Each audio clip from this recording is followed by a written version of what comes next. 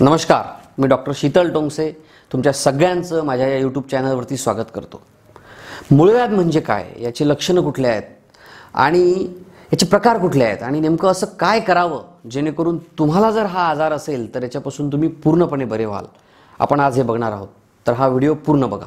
Doctor टोंगसे homeopathy हा channel subscribe करा, त्यासमोरील bell आयकॉनवर क्लिक करा, लाईक शेअर करा, आजारमुक्त निरोगी जीवन जगा। मूळव्याध म्हणजे काय? मूळव्याध म्हणजे मुळाला झालेली व्याधी, म्हणजे लॅट्रिनची जी जागा असते त्याच्यामध्ये आतल्या साईडला किंवा बाहेरच्या साईडला कुठेतरी कोंबसारखा भाग, ज्याला आपण मोस म्हणतो, असा तयार होतो, त्याला आपण मूळव्याध असं म्हणतो।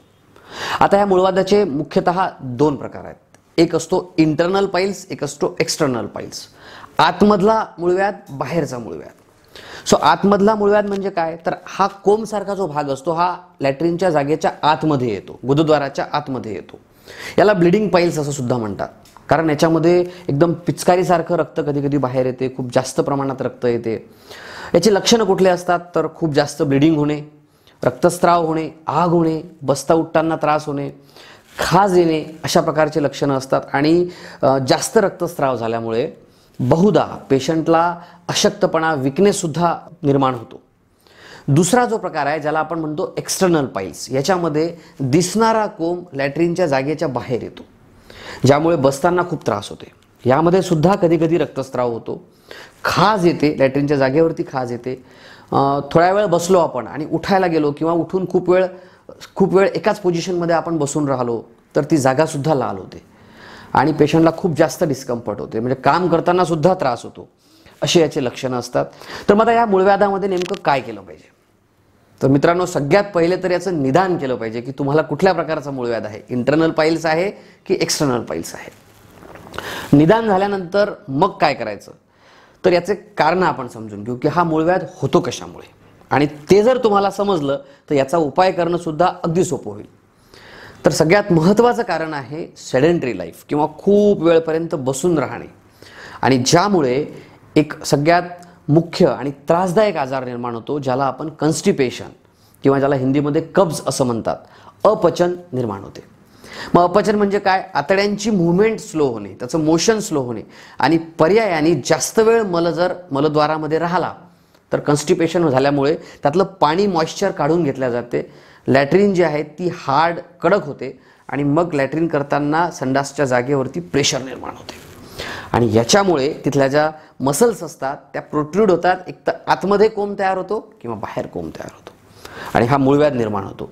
म्हणून तुम्हाला जर अशा प्रकारचं पोट साफ होत नसेल तर सगळ्यात पहिले याचा इलाज केला गेला पाहिजे, हे सगळ्यात मुख्य कारण आहे। दुसरं मी सांगितलं सेडेंटरी लाईफ, बसून राहणे। तिसरं म्हणजे व्यायामाचा अभाव, एक्सरसाइज न करणे। चौथं, प्रेग्नन्सीमध्ये सुद्धा बाळाचा, जेव्हा बाळ पोटात असते त्याच्या वजनाने सुद्धा हा प्रकार निर्माण होतो।